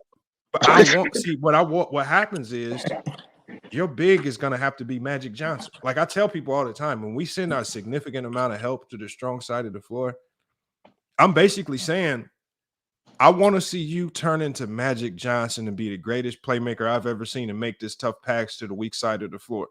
And basically until you show me you can do it, I'm going to keep forcing you into tough passes. And so that's why I say with guards, yes, they can go back to the basket, because we know most guards naturally are better playmakers than bigs. And obviously Jokic is one of the few playmaking bigs that can make those plays. But for the most part, we see Joel Embiid in the playoffs, and he had them 4 turnover fourth quarters. And he had those, some of these quarters where he would turn the ball over a ton. That's because teams are basically saying, all right, we're going to load up on you, and we bet you can't turn into James Harden with these passes. And so you're going to fall into a ton of tricks by defenses by doing that. So that's why these bigs now got to have more guard skills, because it's more weapons. Now the teams can zone up, unlike the 90s where the zone was banned. They got more weapons. And so if you have these great bigs, they got to be more skilled to really combat these defenses. Got you. Now, see, I do teach my bigs to be very versatile. All right, not just be in the post, back to basket. No, we like to face up. We like to get it from the elbow. We like to pick and pop, all of that good stuff. They need to be capable of doing all of that. And like you say, when you got the help side down low, though, and that help side come, you're supposed to teach them how to watch for it. And the cutters, and you already know, the cutters know what to do. Everybody know what to do if that help side come and make that defense at a disadvantage. But that's if you coach that type of shit. But like I say, it's just like now is you got to really teach your big get to Mar Odom or Giannis Antetokounmpo when they 6'9", 6'8". They no more look for the outlet for that point guard screaming outlet. It's this everybody get out. But my main thing is just play good defense, and we don't got to set up half court and play inside out anyways. We getting turnovers and we boogieing. I mean, that's what I mean, obviously that's the goal for every coach, defend and just play in transition. I just think that like me and Jamie were talking about, and I'm gonna let Jamie touch on this, that help side defense looks different at every level you go up. So the help side defense in high school, we might be able to cook that. Then you go to college at the D1 level. Okay, dang, this help side defense is coming from a 6'9" Syracuse defender who can move. Now it look a little different. Then when you get to the NBA, okay, dang, I got Bam Adebayo and Giannis rotating and help. That look a little different, and the speed look a little different. And so when you go up, the size, the speed, the strength, the elements of the game, it makes all of that help. Like the philosophy of how to help defense is always the same. Actually beating it is the tough part because the players on the court change. Jamie, what you got on that? Oh, no, I agree. Yeah, the help defense is big time for sure. And then that's when the offense just gets a little more advanced the more you go too. That help the guys usually in the dunker when you get in college, and then in the NBA it's usually a lob. You don't even get that pass. So, I agree with what you're saying for sure. Well, but I read Brandon pulled up, and those are good questions. Pope Brandon pulled up, man. What's good, man? You got any questions, man, for the special guest? No, for sure. What's up, Lamont? Shout out to the panel. Hey, Jamie, what's good, bro? What's up, man? What's going on? This rebranding. So it's kind of like a two-part question for you. So, and I want you to be honest in this, right? Mm-hmm. So what part of your game do you think needs the most improvement, and what are you doing to work on it? And the second part of the question is, how do you use basketball to translate to life? Sheesh. The second question is hey, look. That's all it is. That's all it is. I'm up here with a big dog. You gotta have a good one. Yeah, no doubt. When it comes to working on my game, one thing specifically, I say my reads. Okay. I believe I'm a very efficient scorer. 1 or 2 or 3 dribbles or none.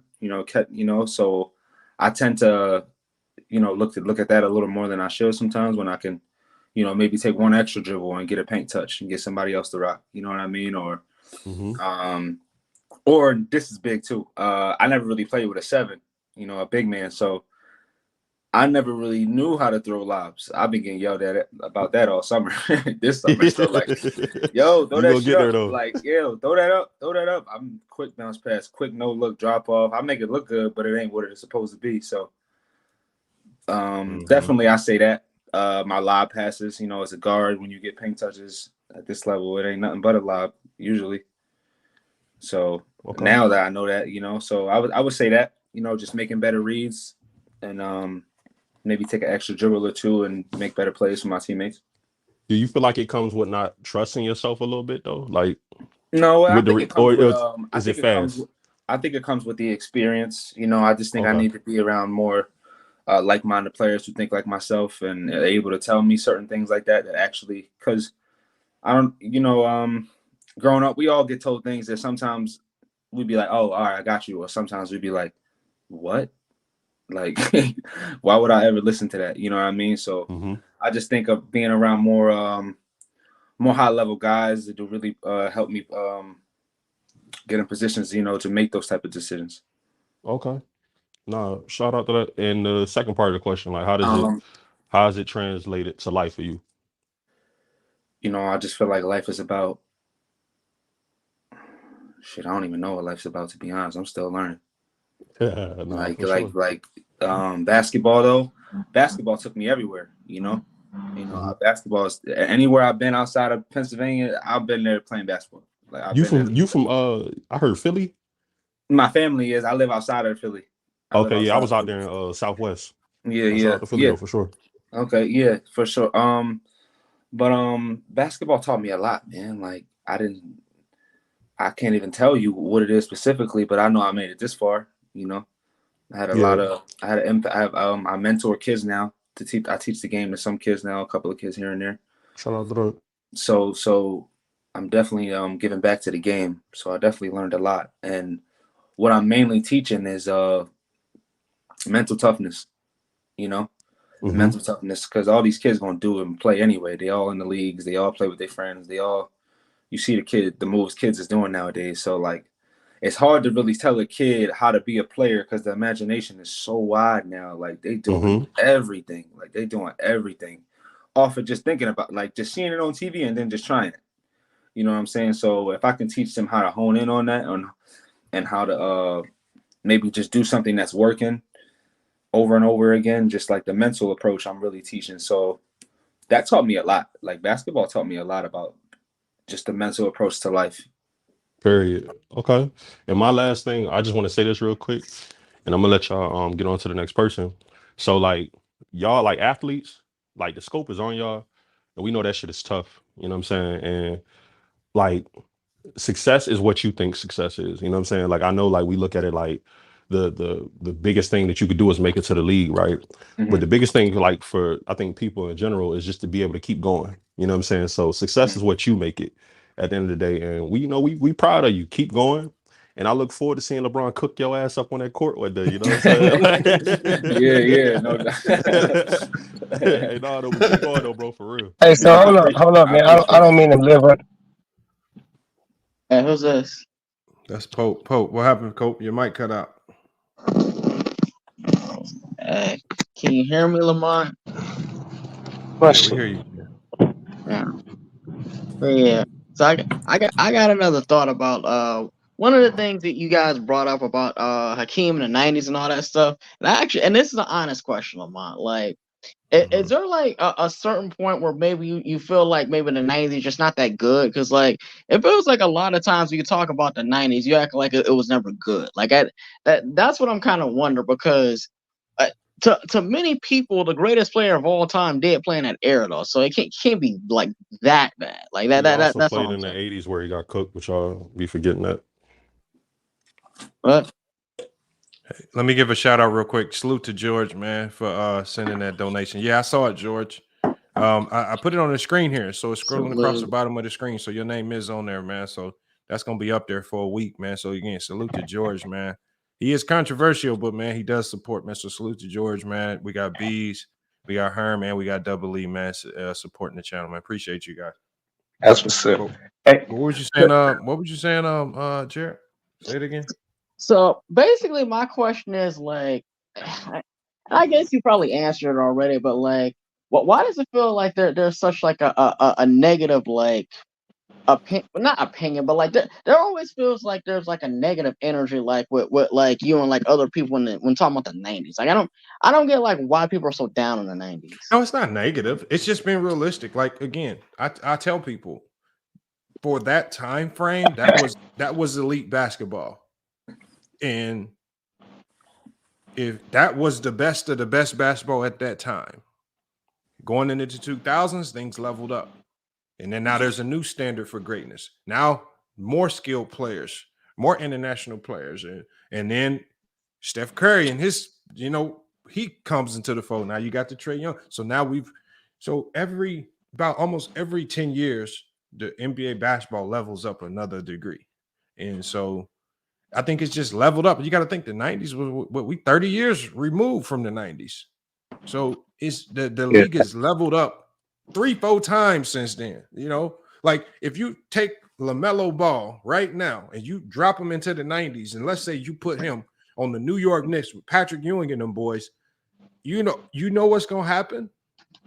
I'm gonna tell you right now, the Bulls get eliminated one of them times because LaMelo Ball just is on right now to where he is. He's just so far ahead of a lot of those guards. If you replace John Starks with LaMelo Ball, they beating the Bulls. Am I correct? Like a lot of people don't want to admit that, but just No. I don't know about that though. Like, no, man. Yeah, I can't go that. I love LaMelo, but I'm telling you right now, if you replace John Starks with almost any all-star caliber guard in this league, and from today, I'm not talking about another all-star guard from the 90s, but an all-star guard from today, it's going to elevate them astronomically. It's going to elevate them astronomically. Because what's going to happen is not only is LaMelo going to be better than 99% of the guards in the league, he's going to make Ewing better. He's going to make Mason better. He's going to make, remember, so it's not just him. He's elevating everybody. Remember, this is a Knick team that gave the Bulls a run for their money, even if you dropped them on that Pacer team and replaced a back-to-the-basket dribbling Mark Jackson with LaMelo Ball. Remember, Mark Jackson couldn't do nothing with Scottie Pippen. Why? Because he dribbling back to the basket, Pippen pressed up on him, and he couldn't do that. Now, if Pippen go up against LaMelo Ball, who's never going to go that's back. who you will replace. So what I'm saying is, and the Pacers took him 7 games with Mark Jackson. So, I mean, it's just the game is leveled up. It is leveled up. Pacers had a lot of players over there, a lot of good ones. I like them. I loved them, actually. They had some players. And that's their rival. That was actually their rival. People just don't like being honest about it. I mean, y'all can say I'm wrong, but like it's just like this. If I said if I took, we can just use the teams in the 90s to the teams in the 60s. Remember, the same 30-year gap. Same 30-year gap. So if there was some old head from the 60s saying that our teams back in the 60s was way better than y'all basketball in the 90s, we would know that's not true because it was only about 6 teams in the 60s. No. But y'all know it's not true because y'all can clearly acknowledge the skill gap. The one thing that's changed is the skill gap. But so that's from the 90s to now, true. The skill gap is just like the gap from the 60s to the 90s. I mean, well, it is fair though. The skill gap is the same. But see, that's where I beg to differ because I still to this day I see nobody passing the ball and running the floor like a point guard like Magic Johnson. I still see nobody who's as versatile as Larry Bird was. I still see and you can say with handles. White chocolate didn't exist. Isaiah, hold on, yeah, White Chocolate is he? I mean, he come from the era in the 90s too, sir. So why are you talking about White Chocolate? He didn't come from the late 2000s. Magic, we know Magic for the 80s. Here's the issue. Here's the dilemma that you always gonna have. You only saw Magic is 80s, 90s. No, what I'm saying is you only saw Larry Bird against 80s and 90s players. You never saw what that would look like if he had Ron Artest defending him. You never saw what it looked like if he had to go up against the zone and you playing the Lakers or if you playing the 2000s Detroit Pistons. So we never saw what it would look like against advanced athleticism, advanced skill, advanced players. So the thing is, we know what it looked like against lesser skill. But that's what I think. And it's the same correlation in my mind where you could be a high school player averaging 35 a game.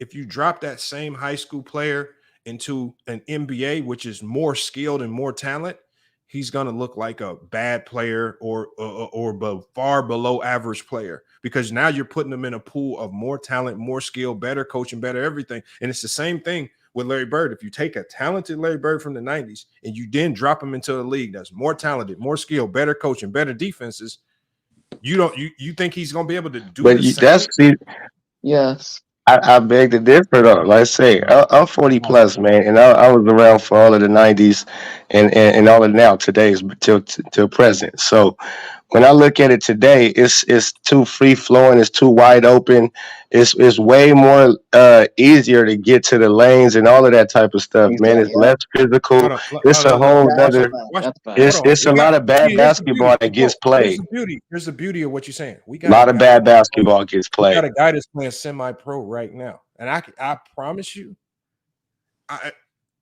it's not easy as you think. You like all. No, it ain't easy. You think he does all this work? We talking about all the work that he's doing. He would. You think he just doing that just to do it? He doing it because he's getting his body in shape.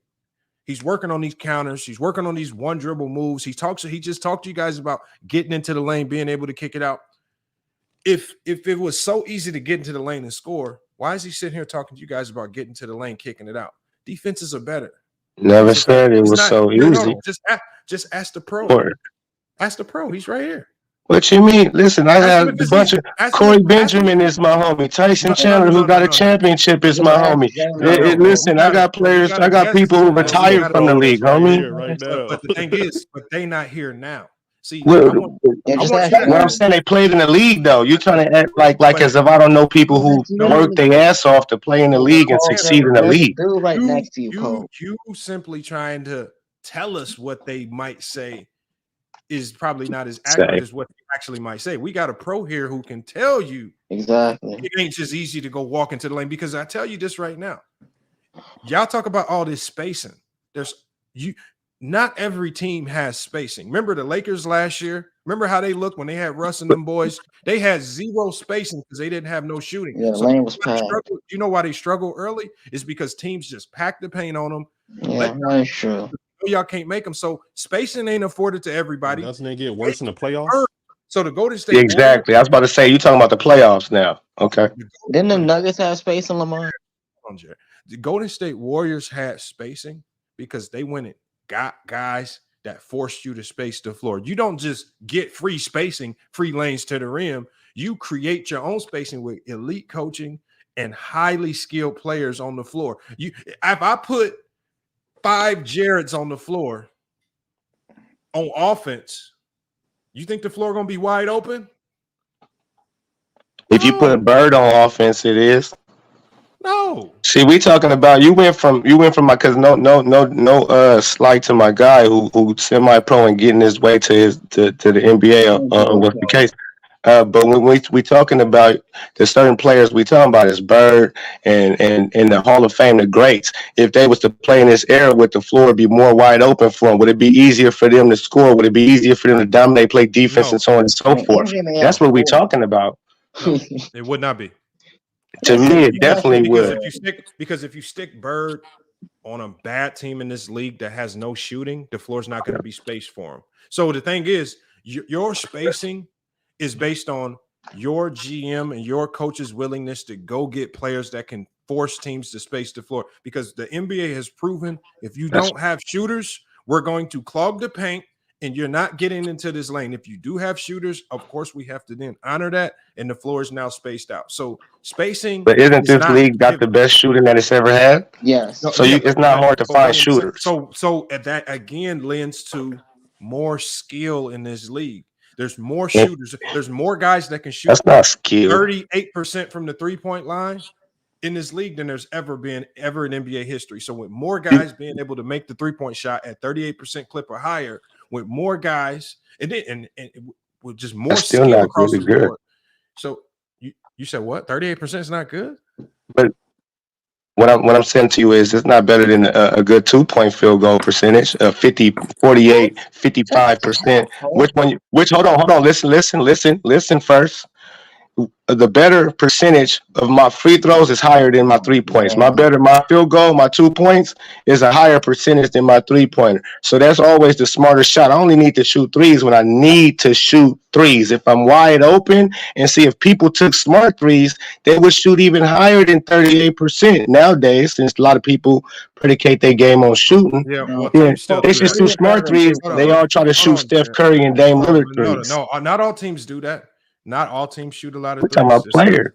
See, I think what happens is the few teams that do shoot a lot of threes, that stigma gets attached to all teams. For example, when you go to the 2020 Lakers that won the championship, they didn't shoot the three ball at all. They were the best team on defense. They were the best team in transition. This is just 3 years ago. They won a championship without shooting the three ball. So we still got teams in this league. Yeah, I don't believe you need a three ball. You proving my point. What I'm saying is you attribute everybody shooting all these threes, even though it's only a handful. Man, the majority of the league shoot threes. You pointed out one team, the championship Laker team, but the majority of the league shoot threes, man. Come on, stop it. Hold on, Pope. It's not the majority of the league. You can't you say it's everybody, but you can't name 10 teams, especially 10. You can't name 10 teams. You can't name the 10 teams that lead the league in 3-point shots per game. And then you have to correlate that with winning and losing. Is it best for them to do this because they don't have the bigs? Is it worse for them to do this because the shooters ain't really making shots? So then you have to correlate that. But we just say things generally and apply these stigmas to these teams. These are the NBA teams are not dumb. It's just like what I talked about with Phil Jackson. Phil Jackson implemented the triangle with Kobe. You got people running around talking about Kobe being inefficient, but it was by design that he shoots a ton of shots and be inefficient. Right. So the thing is, these things like inefficiency and teams shooting a lot of threes, they don't just happen just to be happening. They don't happen because these players just want to chuck threes. When you're getting paid to hoop, these guys, if you're not supposed to be shooting threes on that NBA basketball court, best believe if your check is on the line, you're not going to go out there and chuck threes. If your job is to be out there and be a 3-and-D spacer, you're going to go out there, you're going to get in that corner, and you're going to shoot threes until the coach tells you to stop shooting them. A lot of these guys just are doing what they're told, and they're trying to play within a system that the coach is putting them. Are some of these systems bad? That's good coaching and bad coaching. Yes. But again, a lot of these players, just like me and Jamie talked about, if you put them on the court individually, they will cook anybody. And when if you go into an empty gym with Ben Simmons and you said, Ben Simmons, we're going to play one-on-one, you got to shoot all threes. Do you know what Ben Simmons is going to do to you? He's going to beat you with all threes because, again, what he's asked to do in the NBA game and what he can do to you in an empty gym are two completely different things. And so I don't agree. We put these stigmas on players and we try to act like, they're limited. A lot of these players are doing what coaches tell them. Remember, they're getting paid. A lot of these guys, minimum contract guys, mid-level exception guys that could be out the NBA the next day if they don't capitulate into a system. So they're not just out there just chucking up threes just to be chucking them up. They're falling into a system. And that's why I said we need to give these players a little bit of leeway before we just start putting these labels on them. Because a lot, and it's just like the 90s. I don't say the 90s players were trash. What I say about the 90s players is I say the 90s players were handcuffed by coaches that didn't want them playing another way. Lamont, let me just say this. When Phil Jackson said that he would fine his bigs if they took threes, you know what that essentially does to your bigs? Even if I can make them, I can't shoot threes. So with certain teams in the 90s, we would have never seen the capability if there were stretch bigs because coaches were just simply punishing them for even taking threes. So again, it's just a system. Now players are playing more free. They're more skilled. They don't have as many restrictions. And so that's what makes the game better. That's all that. And it's not that those players back there couldn't do what players today do. Maybe if the handcuffs weren't there, they could level their game up. But obviously there were just too many handcuffs. You had the legal defense rule that handcuffs defenses, and it just limited the game to a certain degree. That's all. So again, if you think I'm trash in the 90s, I'm not. It's just I just know that the game levels up. And to say that 90s basketball players could come in today's game, 80s basketball players can come into the today's game and have the same effectiveness, you'll be out of your mind because we all know that 60s players can't go certain into players, sir. Certain players. No, none. Certain players. As much as you love Hakeem. Okay, yeah, Jordan. Okay. that makes no sense. Probably come and play in today's league from the 90s. I think Mahmoud Raouf would have been successful in today's game. He was Curry. Man, it's a bunch of players would have been successful in today's game. That's the blasphemy. Mahmoud played when he played. His coach did what? Took off the handcuffs. And his coach said, you know what? You can shoot them deep threes. You can go do that. When Allen Iverson played, you know what his coach, Larry Brown, let him do? Larry Brown, who was one of the most hard-nosed coaches in NBA history, he said, Iverson, I'm going to take the handcuffs off. Go do your thing. Go be the best scorer. Go outside of the offense. Go be a non-pattern player and go do your thing. As long as we play team defense, he led the league in steals. We're going to allow you to have the freedom of offense. So when you see coaches remove the handcuffs and they not stuck in that 90s mentality that restricted players to certain roles and skill sets, then we see players level up and blossom. In the 90s, there were too many players restricted by handcuffs from coaches or just the thought process of this is just how the game is supposed to be played. That's what limited their games. And that's what was going on in the 60s. Handcuffs. I don't agree. I don't agree at all. I disagree, and I was there. I was there for every moment of the 90s. That's not the truth. And like we just seen Miami Heat have a miracle carpet ride through the playoffs by what? Shooting threes at a high percentage. They were shooting a bunch of them, and they was getting by teams by playing defense and hitting their threes. And hold on. Let me finish. And then when they got to the finals, and them threes ran out because they were shooting the same amount of threes, but it went back to their regular season percentage, which was 27% instead of 44% as a team. Something that was crazy. It was you live by the three, you die by the three.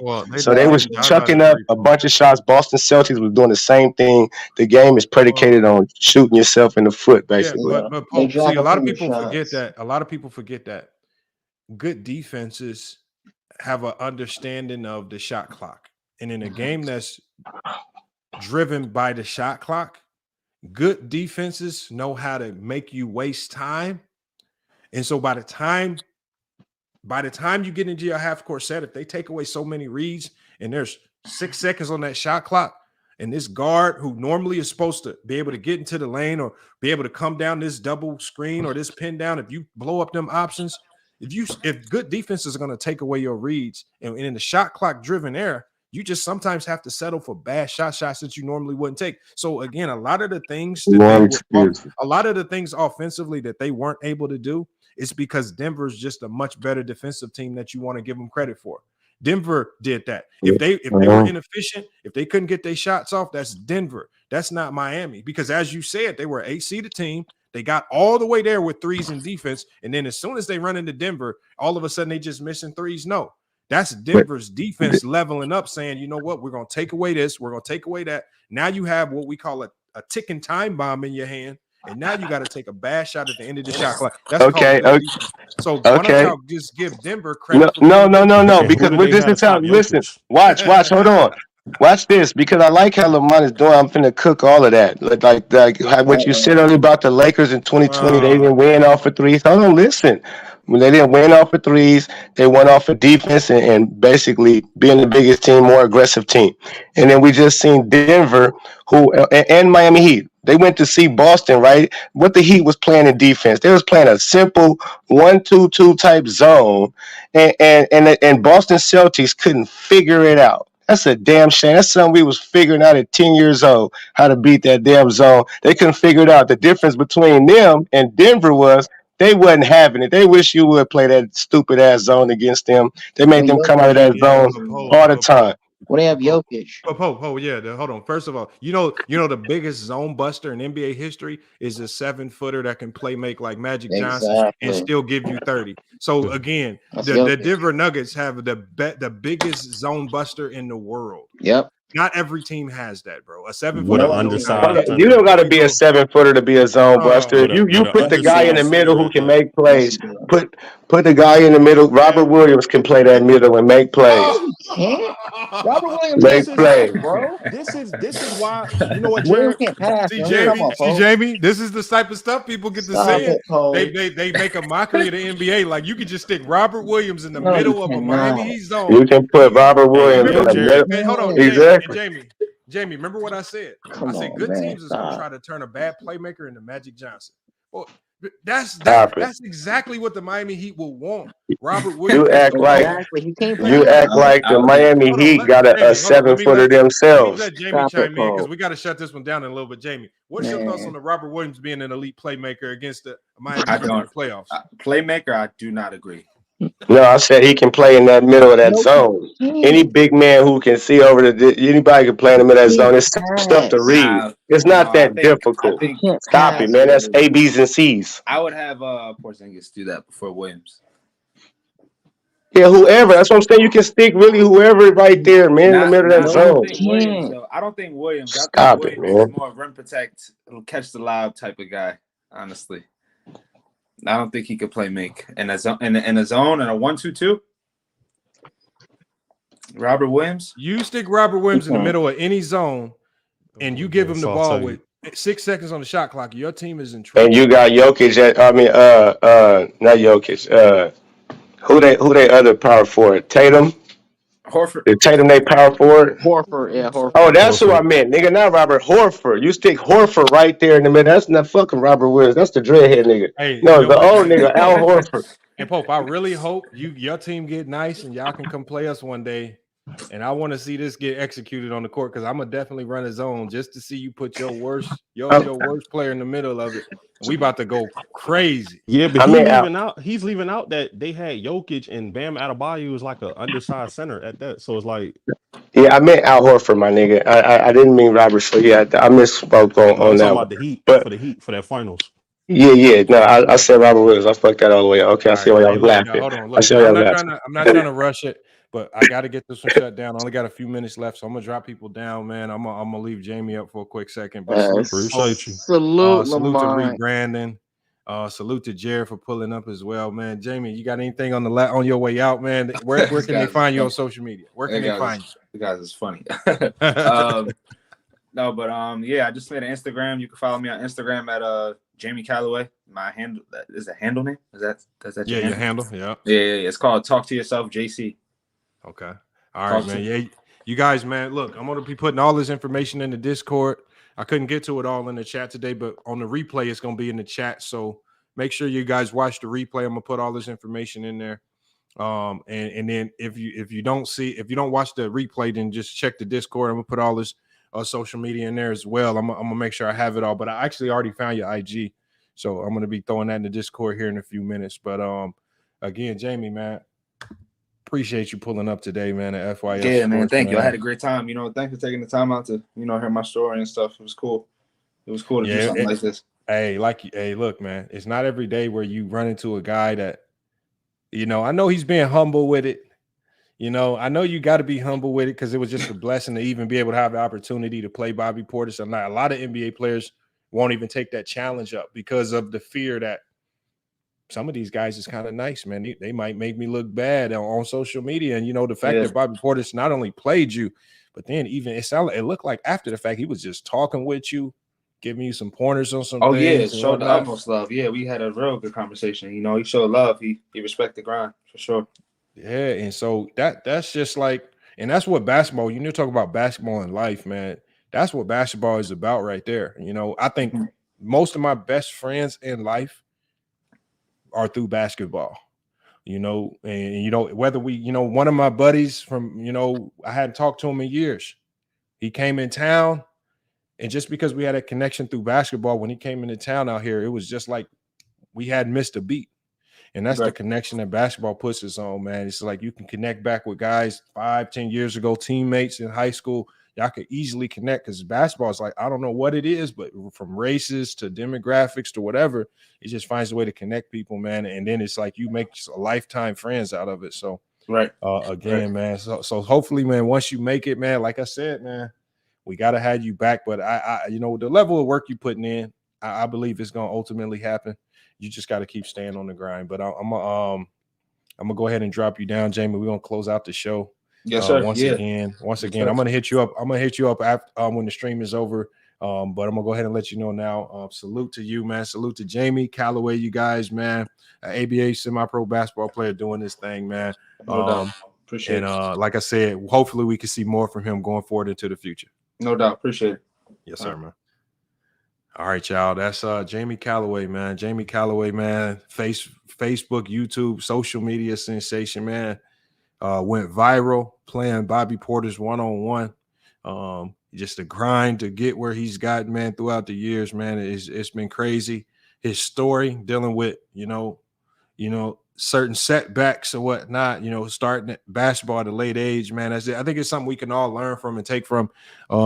And where we maybe in certain instances we aren't as harsh on some of these players, as sometimes you guys are in the chat, man, especially when we talk about certain things. But look, you guys, man, as FYF Sports, man, it's been another great podcast episode, man. Guys, appreciate you guys. We're going to be back live tomorrow, so make sure you tune in for tomorrow's show.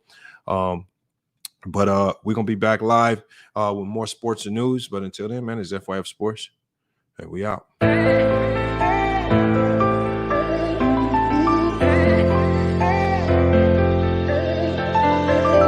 Yeah, we done came from the bottom, mad that we up, but I don't hear him talking. Started with knowledge inside of my noggin. We took a dream and then we started vlogging. Put my city on the map now. I'ma say how it is and I don't back down. On the road to 100K, we finna act out. We gon' show them that we not just in the background. We the main event, we the main show. We the one that people always gonna pay for. FIF, we the best, no debate though. Number one sports channel, every angle. I'ma show them all how we ride. Best sports talk show, we not like them guys who playing it safe while they feather the lines. We pushing the narrative all the time. Like who to go in the game is not MJ. Kobe Bryant top 10, not what we say. Hakeem Olajuwon is very overrated. Keep it real if it ain't fact, we don't say it. Now it's stable, we won't be ignored. We number one, especially when coming to sports. FYF bringing the heat here, of course. When everything backed up with actual source.